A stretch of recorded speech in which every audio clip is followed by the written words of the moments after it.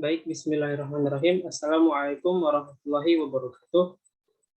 Perkenalkan, nama saya Muhammad Azhar Askia Fathurrahman dari Prodi Manajemen Keuangan dan Perbankan Syariah tahun 2020. Ingin mempresentasikan mengenai mata kuliah akuntansi bank syariah dengan judul ataupun dengan tema akuntansi transaksi pembiayaan mudharabah. Jadi teman-teman, topik apa sajakah yang akan kita bahas pada hari ini? Yang pertama adalah definisi dan penggunaan. Kemudian yang kedua, ketentuan syar'i, rukun transaksi, dan pengawasan syariah transaksi mudharabah. Kemudian yang ketiga, alur transaksi mudharabah. Kemudian yang keempat, cakupan standar akuntansi mudharabah bagi bank syariah. Kemudian yang kelima, teknis perhitungan dan penjurnalan transaksi mudharabah. Kemudian selanjutnya penyajian transaksi mudharabah dalam laporan keuangan. Kemudian selanjutnya pengungkapan transaksi mudharabah, dan yang terakhir adalah referensi. Nah, apa sih definisi dan penggunaan?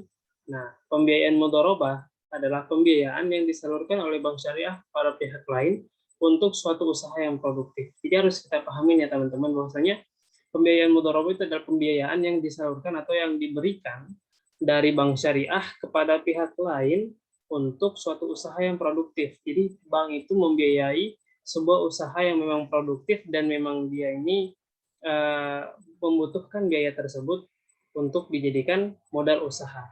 Secara bahasa yang harus kita perlu ketahui, mudharabah itu berasal dari kata dhorob, yang artinya melakukan perjalanan yang umumnya untuk berniaga. Istilah dhorob populer digunakan oleh penduduk-penduduk Irak. Nah, untuk maksud yang sama, penduduk Hijaz menggunakan istilah muqaradah atau kirot yang berarti memotong. Nah, di dalam pengertian ini, makna kirot adalah pemilik modal memotong sebagian hartanya untuk diserahkan kepada pengelola modal, dan ia juga akan memotong keuntungan usahanya. Jadi kurang lebih ketika ada sesuatu yang bisa diberikan modal, maka ketika mendapatkan keuntungan akan ada namanya memotong keuntungan usahanya, atau itu istilahnya kayak bagi hasil lah. Jadi bagi hasil yang memang sudah sesuai dengan akad yang telah disepakati di pertama menurut nisbah masing-masing di akad tersebut. Jadi kurang lebih seperti itu ya teman-teman mengenai definisi dan penggunaan. Kemudian selanjutnya, mudharabah sebagai akad kerjasama usaha. Mudharabah sebagai akad kerjasama usaha antara dua pihak, di mana pihak pertama atau kita sebut di dalam bahasa Arab itu adalah sahibul mal, menyediakan seluruh 100% modal, sedangkan pihak lainnya menjadi pengelola. Nah, keuntungan usaha secara mudharabah dibagi menurut kesepakatan yang dituangkan dalam kontrak atau yang tadi saya sebut dengan akad. Jadi harus perhatiin ya, bahwasanya pentingnya di dalam perbankan syariah ini adalah akad-akad di antara yang membuat akad dan yang diakadkan. Nah, kemudian sedangkan apabila rugi ditanggung oleh pemilik modal selama kerugian itu bukan akibat kelalaian si pengelola. Seandainya kerugian itu diakibatkan karena kecurangan atau kelalaian si pengelola, maka si pengelola pun harus bertanggung jawab atas kerugian tersebut. Dari Antonio pada tahun 2001. Selanjutnya, nah, ketentuan syar'i mudharabah. Menurut PSAK 105, kontrak mudharabah dapat dibagi atas tiga jenis nih teman-teman. Yang pertama ada mudharabah muqayyadah, yang kedua adalah mudharabah mutlaqah, dan yang terakhir adalah mudharabah mushtarakah. Mudharabah muqayyadah itu adalah bentuk kerjasama antara pemilik dana dan pengelola, dengan kondisi pengelola itu dikenakan pembatasan oleh pemilik dana dalam hal tempat, cara, dan atau objek investasi. Jadi yang namanya muqayyadah dalam bahasa Arab itu artinya dalam bahasa Arab qayyada yuqayyidu atau terikat. Jadi memang mudharabah muqayyadah ini adalah suatu akad mudharabah yang memang terikat atau memang ada batasan-batasan yang bisa dibatasi oleh sang pemilik dana. Jadi seperti itu. Dan untuk kemudian mudharabah mutlaqah itu adalah bentuk kerjasama antara pemilik dana dan pengelola tanpa adanya pembatasan. Berbeda nih teman-teman dengan mudharabah muqayyadah sebelumnya. Oleh pemilik dana dalam hal tempat, cara, maupun objek investasi. Kemudian mudharabah mustarakah itu adalah bentuk mudharabah di mana pengelola dana menyertakan modal atau dananya dalam kerjasama investasi. Nah, kita akan membahas satu persatu mengenai tiga jenis dari kontrak mudharabah ini. Yang pertama adalah mudharabah muqayyadah. Nah, dalam transaksi mudharabah muqayyadah, bank syariah bersifat sebagai agen yang menghubungkan sahibul mal dengan mudharib. Jadi sahibul mal itu adalah orang yang pemilik modal dan mudharib itu adalah orang yang mengelolanya. Peran agen yang dilakukan oleh bank syariah ini mirip dengan peran manajer investasi pada perusahaan sekuritas. Imbalan yang diterima oleh bank sebagai agen dinamakan fee atau istilahnya mungkin gaji ataupun kayak uang capek lah istilahnya gitu ya. Uang uang tipu lah istilahnya. Nah, dan bersifat tetap tanpa dipengaruhi oleh tingkat keuntungan yang dihasilkan oleh mudharib atau yang sang pengelola dari modal tersebut. Kemudian selanjutnya masih di mudharabah muqayyadah. Mudharabah muqayyadah atau di dalam bahasa Inggris disebut restricted mudharabah. Dalam praktik perbankan, mudharabah muqayyadah terdiri atas dua jenis nih teman-teman. Yang pertama adalah mudharabah muqayyadah executing dan mudharabah muqayyadah channeling. Nah, kita akan bahas satu persatu ya. Dari mudharabah muqayyadah executing dan mudharabah muqayyadah channeling. Pada mudharabah muqayyadah executing, bank syariah sebagai pengelola menerima dana dari pemilik dana dengan pembatasan dalam hal tempat, cara, dan atau objek investasi. Akan tetapi, kita harus perhatikan di sini bahwasanya bank syariah memiliki kebebasan dalam melakukan seleksi nih terhadap calon mudharib atau calon sang pengelola modal ini yang layak mengelola dan tersebut karena apabila memang dana sudah ada, akan tetapi sang mudharib atau sang pengelola dana ini kurang atau mungkin kurang meyakinkan bagi bank karena dia itu sebagai agen penghubung antara sahibul mal dan mudharib ini, maka kemungkinan besar dana yang akan diberikan kepada sang pemilik modal ini akan kurang efektif dalam penggunaannya. Jadi memang harus benar-benar dalam disaring lagi, lebih diteliti lagi, lebih dikepoin-kepoin lah istilahnya, lebih ditanya-tanyain lagi mengenai sang pengelola modal tersebut. Nah, sementara itu teman-teman, pada mudharabah muqayyadah channeling, bank syariah tidak memiliki kewenangan dalam menyeleksi calon mudharib yang akan mengelola dana tersebut. Jadi ini ya bedanya antara mudharabah muqayyadah executing dan mudharabah muqayyadah channeling. Jadi perbedaan dalam garis besarnya kalau di mudharabah muqayyadah executing ini memang bank syariah memiliki kebebasan dalam melakukan seleksi terhadap calon mudharib yang layak untuk mengelola dana tersebut yang berasal dari sahibul mal atau pemilik modal atau pemilik modal atau dana. Kemudian bedanya dengan mudharabah muqayyadah executing dengan mudharabah muqayyadah channeling itu karena bank syariah tidak memiliki kewenangan dalam menyeleksi calon mudharib yang akan mengelola dana dari sahibul mal. Jadi memang itu adalah perbedaan garis besar dari mudharabah muqayyadah executing dan mudharabah muqayyadah channeling. Kemudian selanjutnya, nah kita lanjut ke mudharabah mutlaqah. Tadi kan kita sudah belajar mengenai mudharabah muqayyadah. Selanjutnya adalah mudharabah mutlaqah.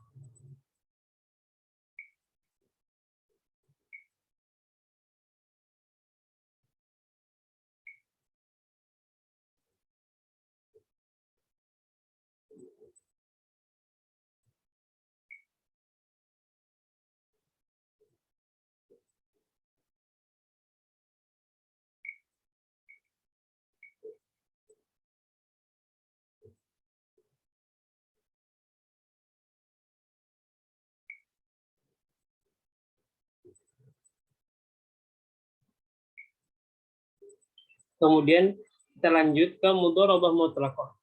Nah, bentuk kerjasama antara pemilik dana dan pengelola tanpa. Jadi apa sih itu maksud dari mudharabah mutlaqah, teman-teman? Saya perjelas lagi.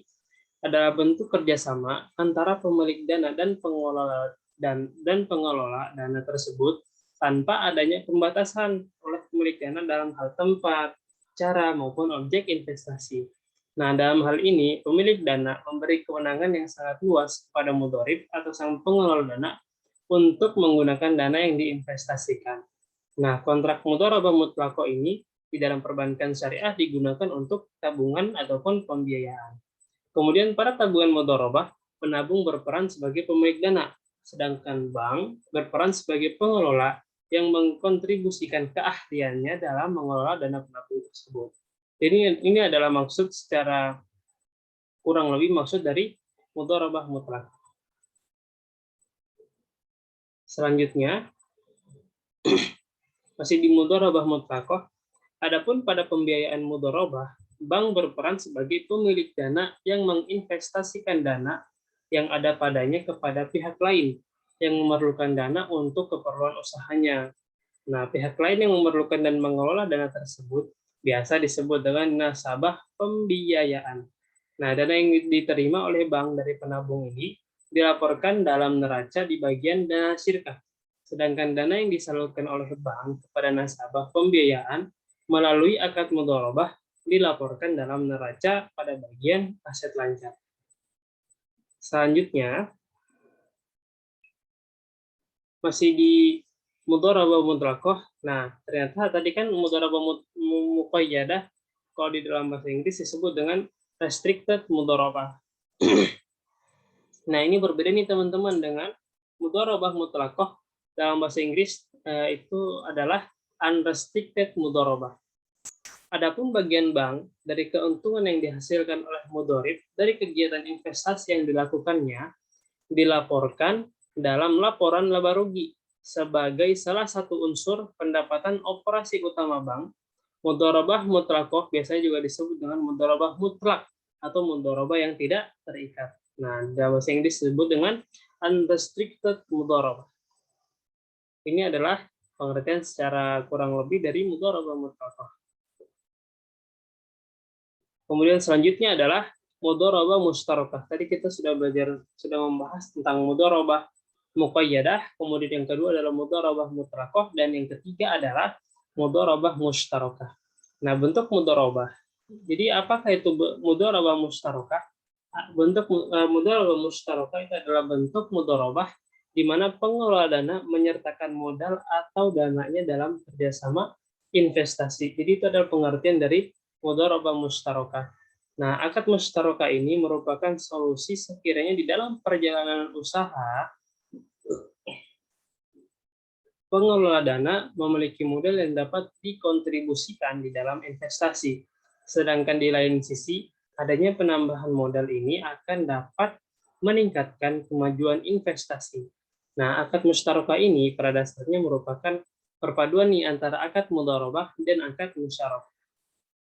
Jadi seperti itu teman-teman, secara garis besar, secara kurang lebih pengertian dari mudharabah mustarakah. Kemudian selanjutnya, masih di mudharabah mustarakah. Nah, di dalam mudharabah mustarakah ini, pengelola dana berdasarkan akad mudharabah ya, berdasarkan akad menyertakan juga dananya dalam investasi bersama dan berdasarkan akad musyarakah. Jadi ini adalah tadi kan kita sudah bahas bahwasanya akad mudharabah mustarakah ini adalah akad di mana ini adalah perpaduan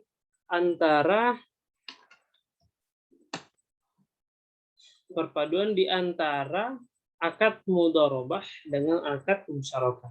Nah, setelah penambahan dana oleh pengelola, pembagian bagi hasil usaha antara pengelola dana atau shahibul mal dan pengelola dana atau mudharib dan pemilik dana atau shahibul mal.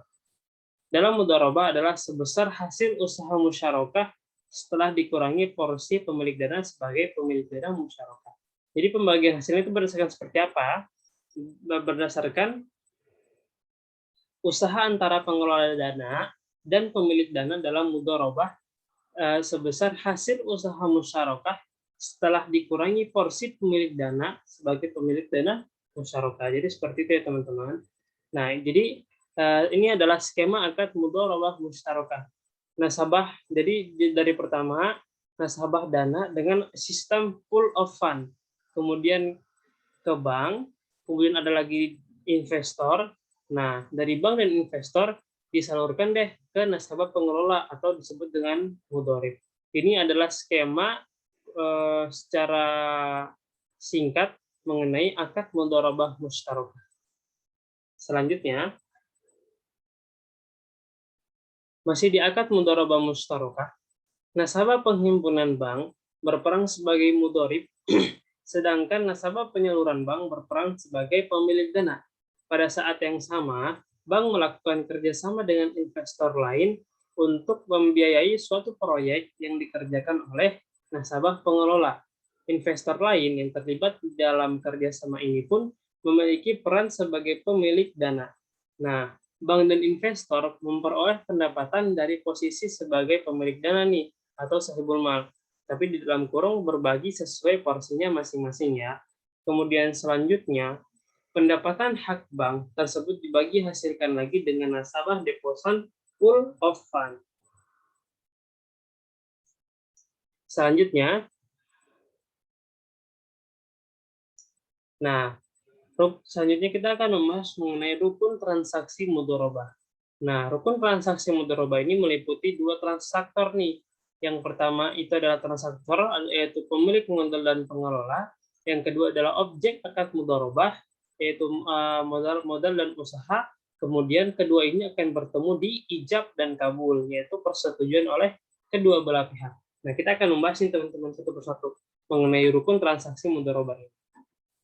Selanjutnya, nah kita mulai membahas dari transaktor. Apa sih itu transaktor? Nah, transaktor maksudnya itu adalah kedua pihak transaktor di sini adalah investor yang pertama dan yang kedua adalah pengelola modal. Nah, investor biasa disebut dengan istilah sahibul mal atau rabbul mal. Sedangkan pengelola modal biasanya disebut dengan istilah mudharib. Nah, kedua pihak ini disyaratkan untuk memiliki kompetensi beraktivitas. Kriteria kompetensi tersebut antara lain apa yang teman-teman? Yang pertama adalah mampu membedakan yang baik dan yang buruk, atau dalam kurung adalah balik, dan tidak dalam keadaan tercekal, seperti pilot. Nah, kemudian objek mudharabah. Nah, objek mudharabah ini meliputi modal dan usaha. Pemilik modal menyerahkan modalnya sebagai objek mudharabah, sedangkan pelaksana usaha menyerahkan kerjanya sebagai objek mudharabah. Nah, modal yang diserahkan juga dapat berbentuk uang ataupun barang ya, yang dirinci beberapa nilai uangnya. Nah, modal tidak dapat berbentuk piutang dan harus dibayarkan kepada mudharib, baik secara bertahap maupun tidak sesuai dengan kesepakatan di dalam akad.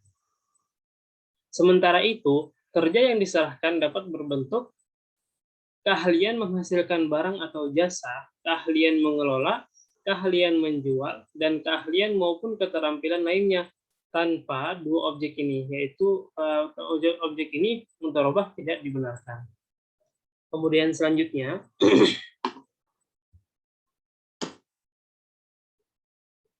Fatwa Dewan Syariah Nasional Nomor 7 Tahun 2000 tentang pembiayaan mudharabah menyatakan bahwa kegiatan usaha oleh pengelola atau disebut dengan mudharib sebagai perimbangan modal yang disediakan oleh penyedia dana harus memperhatikan hal-hal berikut ini nih teman-teman. Yang pertama, kegiatan usaha adalah hal eksklusif mudharib atau sang pengelola dana tanpa campur tangan penyedia dana, tetapi ia mempunyai hak untuk melakukan pengawasan. Jadi memang betul-betul pure yang mengelola dana ini adalah sang mudharib, dan sahibul mal ini tidak boleh istilahnya berikut untuk turun tangan dalam mengelola usaha ini. Justru untuk mendukung usahanya sendiri, sahibul mal hanya dibolehkan untuk mengawas di pinggir, mengawas usaha tersebut yang dibiayai oleh pembiayaan mudharabah. Kemudian yang kedua, penyedia dana tidak boleh mempersempit tindakan pengelola sedemikian rupa yang dapat menghalangi tercapainya tujuan mudharabah. Yaitu apa? Yaitu adalah keuntungan. Kemudian yang ketiga, pengelola tidak boleh menyalahi hukum syariah Islam dalam tindakannya yang berhubungan dengan mudharabah dan harus mematuhi kebiasaan yang berlaku di dalam aktivitas tersebut. Kemudian selanjutnya, seiring berkembangnya kemampuan bank syariah untuk mengelola risiko pembiayaan mudharabah, diperkirakan nih lingkup kegiatan usaha mudharib yang akan diberikan pembiayaan mudharabah akan makin luas dikarenakan berkembangnya kemampuan bank syariah dalam mengelola risiko pembiayaan mudharabah. Nah, perluasan ini pun perlu diupayakan oleh industri perbankan syariah dalam rangka untuk memperluas pasar pembiayaan. Dan yang kedua adalah untuk memenuhi harapan publik agar porsi pembiayaan dengan skema bagi hasil makin diperluas. Selanjutnya, masih membahas tentang perluasan lingkup tadi. Perluasan lingkup bentuk kegiatan usaha yang dapat dibiayai dengan skema mudharabah memiliki arti penting untuk meneguhkan identitas bank syariah sebagai bank bagi hasil. Tidak saja bagi hasil dengan nasabah penabung, melainkan juga bagi hasil dengan nasabah pembiayaan juga. Jadi ada dua nih bagi hasilnya, bukan hanya dengan nasabah penabung doang nih bank syariah membagi hasilnya, tetapi juga dengan nasabah pembiayaan. Nisbah keuntungan mencerminkan imbalan yang berhak diterima oleh kedua belah pihak yang terikat akad mudharabah. Mudharib mendapatkan imbalan atas kerjanya. Kemudian, nisbah keuntungan inilah yang akan mencegah terjadinya perselisihan antara kedua belah pihak nih. Mengenai apa? Mengenai cara pembagian keuntungan tersebut. Selanjutnya, syarat pembagian keuntungan di dalam pembiayaan mudharabah meliputi hal-hal sebagai berikut ini, teman-teman. Yang pertama, harus diperuntukkan bagi kedua pihak dan tidak boleh disyaratkan hanya untuk satu pihak. Ini adalah syarat pembagian keuntungan di dalam pembiayaan mudharabah yang pertama. Kemudian selanjutnya yang kedua, bagian keuntungan harus diketahui masing-masing pihak dan bersifat proporsional atau dinyatakan dalam angka persentasi. Jadi apa yang dinyatakan ini adalah nisbahnya dari keuntungan sesuai kesepakatan atau akad yang telah disetujui oleh kedua belah pihak. Sekiranya terdapat perubahan nisbah, harus berdasarkan juga dengan kesepakatan. Kembali lagi ke kesepakatan atau akad yang telah dijanjikan oleh kedua belah pihak. Kemudian selanjutnya yang ketiga adalah penyedia dana menanggung semua kerugian dari mudharabah dan pengelola tidak boleh menanggung kerugian apapun kecuali diakibatkan dari kesalahan disengaja atau kelalaian atau pelanggaran kesepakatan. Kemudian yang terakhir yang keempat, sekiranya terjadi kerugian yang disebabkan oleh kelalaian mudharib, maka mudharib wajib menanggung segala kerugian tersebut nih. Kelalaian antara lainnya apa nih? Ditunjukkan oleh tidak terpenuhinya persyaratan yang ditentukan di dalam akad, ataupun mengalami kerugian tanpa adanya kondisi di luar kemampuan atau force majeure yang lazim dan atau yang telah ditentukan di dalam akad, dan hasil putusan dari badan arbitrase atau pengadilan. Selanjutnya,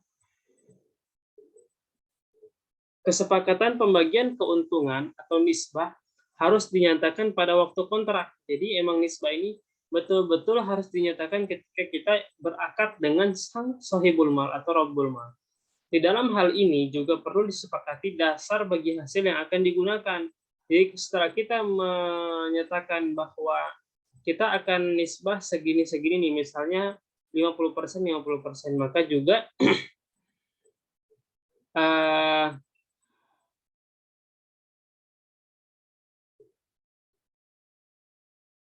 dan juga harus memahami tentang dasar bagi hasil yang akan digunakan. Dewan Syariah Nasional dalam Fatwa DSN nomor 15 tahun 2000 menyatakan bahwa bank syariah boleh menggunakan prinsip bagi hasil atau dalam bahasa Inggris disebut dengan revenue sharing maupun bagi untung atau profit sharing sebagai dasar bagi hasil. Selanjutnya, penggunaan gross profit. Nah, penggunaan gross profit ini sebagai dasar pembagian keuntungan yang cukup adil bagi perbankan syariah. Karena kenapa? Karena di sisi bagi hasil kepada nasabah penabung, bank syariah juga menggunakan praktik yang sama. Penggunaan praktik gross profit sharing sebagai dasar bagi hasil nasabah penabung atau deposan dengan skema mudharabah dapat terlihat pada pengakuan pendapatan bank syariah. Nah, pendapatan murabaha yang dibagi hasil, misalnya adalah nilai margin murabaha atau selisih harga jual dengan harga pokok barang yang dijual, yang uangnya ini telah diterima oleh bank syariah. Ini menunjukkan apa? Menunjukkan bahwa dasar bagi hasil kepada nasabah penabung pada dasarnya adalah gross profit sharing dan bukan revenue sharing. Kemudian selanjutnya,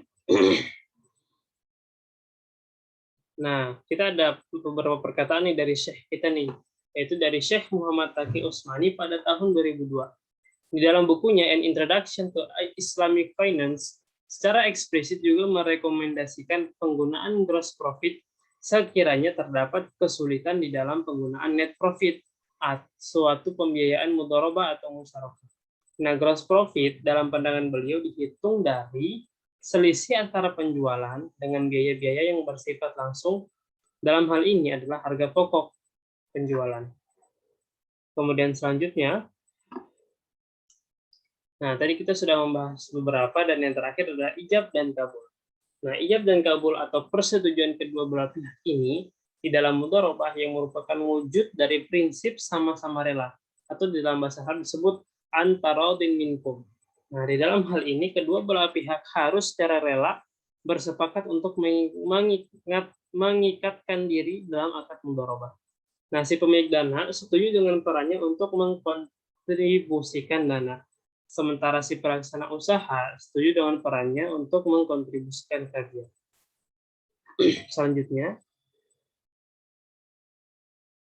akad mudharabah pada dasarnya sama dengan akad-akad yang lain nih teman-teman dalam aspek yang bersifat umum. Nah, aspek yang bersifat umum tersebut antara lain tentang identitas kedua pihak yang bertransaksi, kemudian selanjutnya adalah besar pembiayaan, next-nya itu jangka waktu pembiayaan, prasyarat pengambilan pembiayaan, jaminan ketentuan denda, pelanggaran atas syarat-syarat perjanjian, dan penggunaan badan arbitrase syariah. Nah, kemudian ada pun hal spesifik nih, teman-teman, di dalam akad mudharabah. Antara lain yang pertama kesepakatan tentang dasar bagi hasil atau dalam kurung revenue sharing atau profit sharing nih kita. Kemudian besar nisbah bagi hasil pernyataan bank sebagai sahibul mal untuk menanggung kerugian kecuali yang disebabkan oleh kelalaian mudharib. Pernyataan hak bank untuk memasuki tempat usaha dan tempat lainnya untuk mengadakan pengawasan terhadap pembukuan, catatan, transaksi mudharib yang berhubungan dengan pembiayaan mudharabah, baik secara langsung maupun secara tidak langsung. Nah, selain akad yang ditandatangani oleh kedua belah pihak, dalam praktik juga dilampiri dengan proyeksi pendapatan dan jadwal pembayaran angsuran pokok maupun bagi hasil.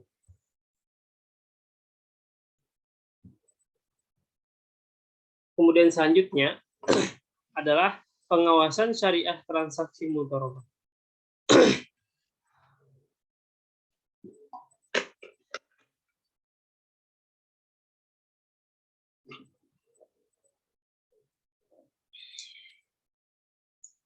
Untuk nah, di dalam pengawasan syariah transaksi mudharabah ini untuk apa sih diadain seperti ini? Nah, untuk memastikan kesesuaian syariah pada praktik transaksi mudharabah yang dilakukan oleh bank. Jadi DPS atau Dewan Pengawas Syariah melakukan pengawasan syariah secara periodik.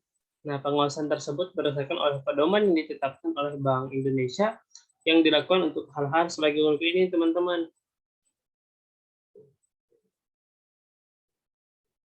Nah, ini adalah pengawasan saya secara pribadi yang berdasarkan pedoman yang ditetapkan oleh Allah. Bank Indonesia dilakukan untuk hal sebagai berikut.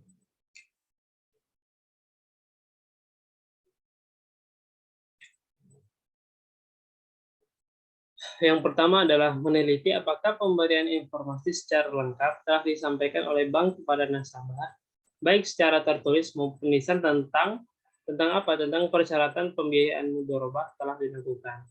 Kemudian yang kedua adalah menguji apakah perhitungan bagi hasil telah dilakukan sesuai prinsip syariah. Kemudian yang ketiga, memastikan adanya persetujuan para pihak dalam perjanjian pembiayaan mudharabah, memastikan terpenuhi rukunnya dan syarat mudharabah. Kemudian yang terakhir adalah memastikan bahwa kegiatan investasi yang dibiayai tidak termasuk jenis kegiatan usaha yang bertentangan dengan syariah.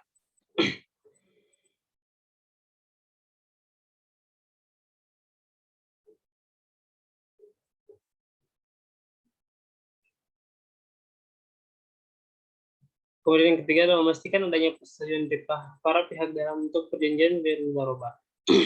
Kemudian selanjutnya yang keempat adalah memastikan terpenuhinya rukun dan syarat mudharabah.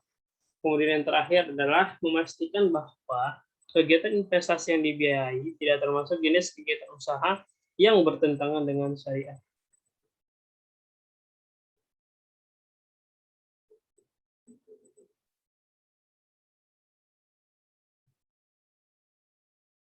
Kemudian yang keempat adalah memastikan terpenuhi rukun dan syarat mudharabah, dan yang terakhir adalah memastikan nih bahwa kegiatan investasi yang dibiayai tidak termasuk jenis kegiatan usaha yang bertentangan dengan syariat.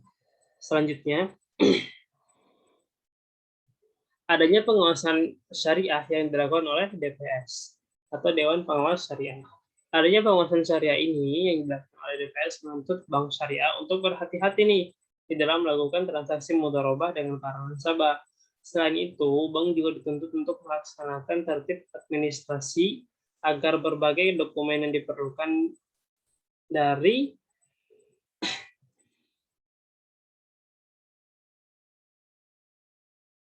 yes,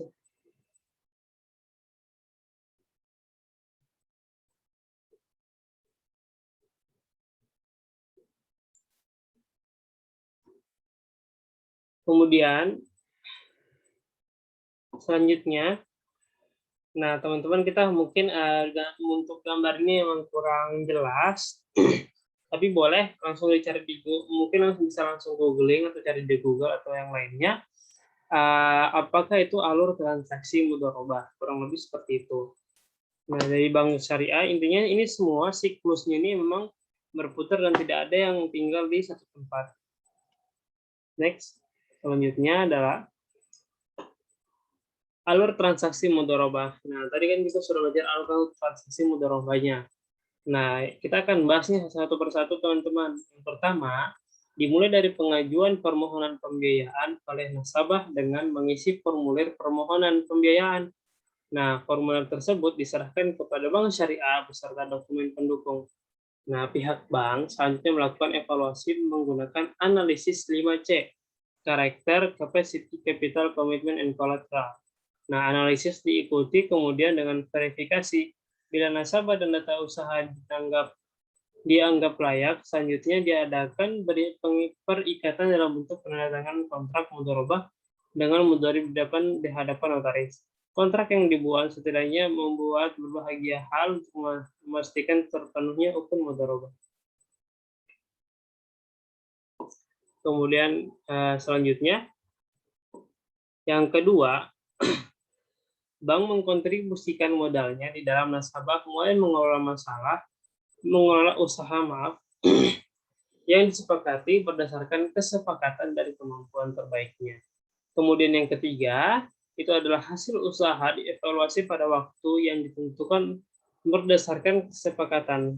Keuntungan yang diperoleh akan dibagi antara baik sebagai sahibul mal dengan nasabah sebagai mudharib sesuai dengan posisi yang telah disepakati. Seandainya terjadi kerugian yang tidak disebabkan oleh karena nasabah sebagian mudharib, maka kerugian dong kalau ditanggung oleh bank.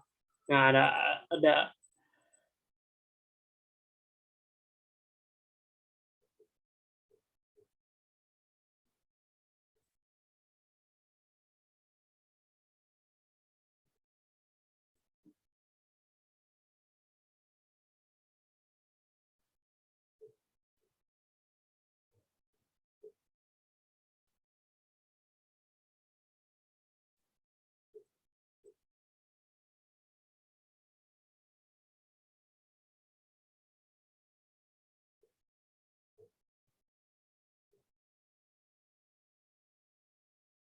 Nah, kemudian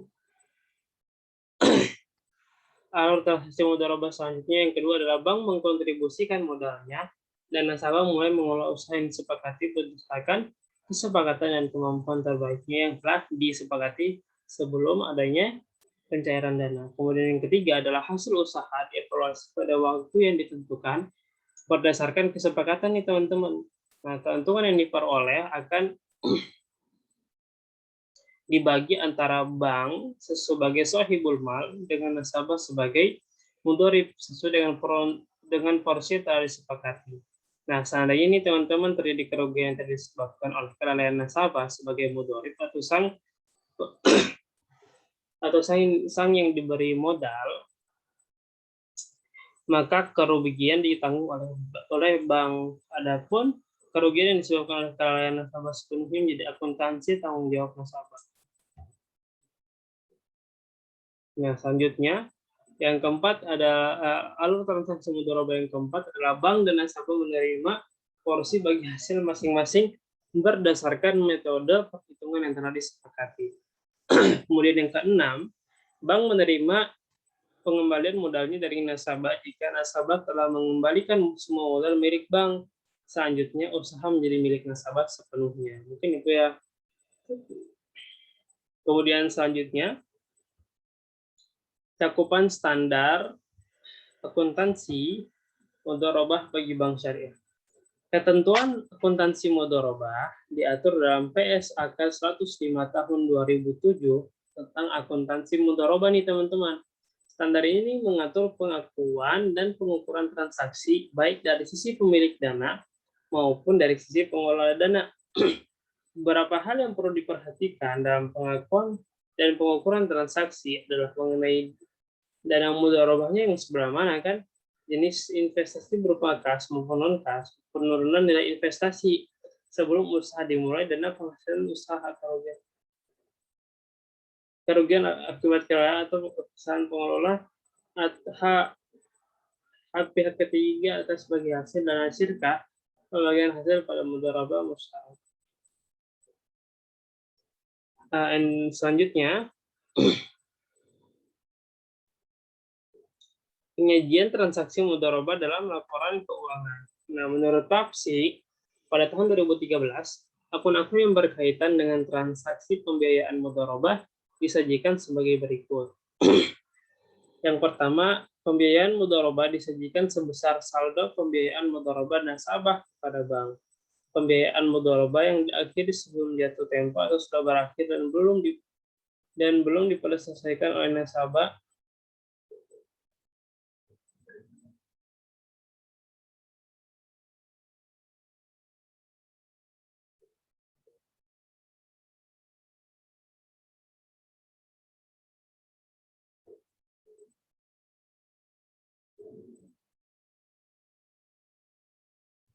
Kemudian, cadangan kerugian penurunan nilai pembiayaan mudharabah disajikan sebagai pos lawan atau kontra akun pembiayaan mudharabah. Nah, kemudian kita harus juga mengetahui mengenai pengungkapan transaksi mudharabah. Kapan aja sih diakuin gitu ya. Nah, berdasarkan Papsi pada tahun 2013 dari halaman 4 sampai 5 pada halaman 5 adalah hal-hal yang harus diungkapkan terkait transaksi pembiayaan mudharabah. Nah, apa sih yang harus diperhatikan nih teman-teman? Antara lain, rincian jumlah pembiayaan mudharabah berdasarkan sifat akad mudharabah mutlaqah atau mudharabah muqayyadah, jenis pengguna dan sektor ekonomi. Yang kedua, klasifikasi pembiayaan mudharabah menurut jangka waktu atau masa akad, kualitas pembiayaan valuta cadangan kerugian penurunan nilai dan tingkat bagi hasil rata-rata.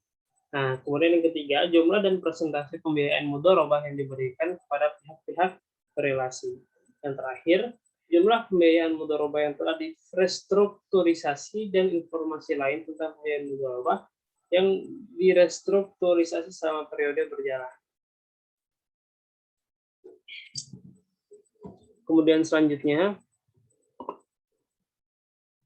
masih di pengungkapan transaksi mudharabah. Yang kelima adalah kebijakan manajemen dalam pelaksanaan pengendalian risiko portofolio pembiayaan mudharabah. Kemudian yang keenam adalah besarnya pembiayaan mudharabah bermasalah dan cadangan kerugian penurunan nilai untuk setiap sektor ekonomi. Kemudian yang ketujuh, kebijakan dan metode yang dipergunakan dalam penanganan mudharabah bermasalah. Dan yang terakhir, ikhtisar pembiayaan mudharabah yang dihapus buku yang menunjukkan saldo awal, pengasupan selama tahun berjalan, penerimaan atas pembiayaan mudharabah yang telah dihapus bukukan dan pembiayaan mudharabah yang telah dihapus tagih, dan saldo akhir pembiayaan mudharabah yang dihapus buku. Kemudian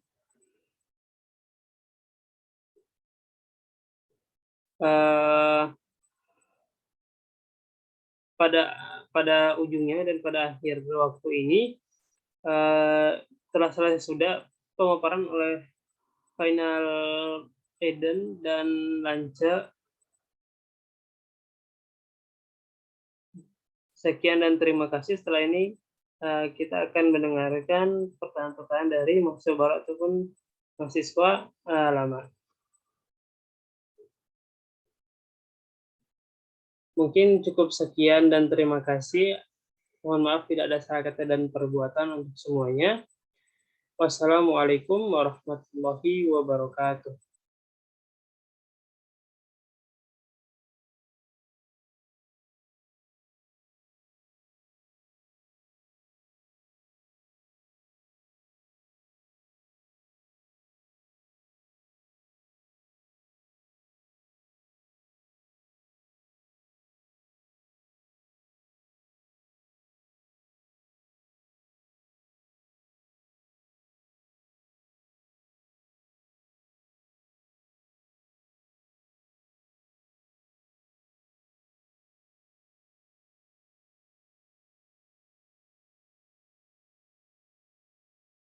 Sekian dan terima kasih. Wassalamualaikum warahmatullahi wabarakatuh.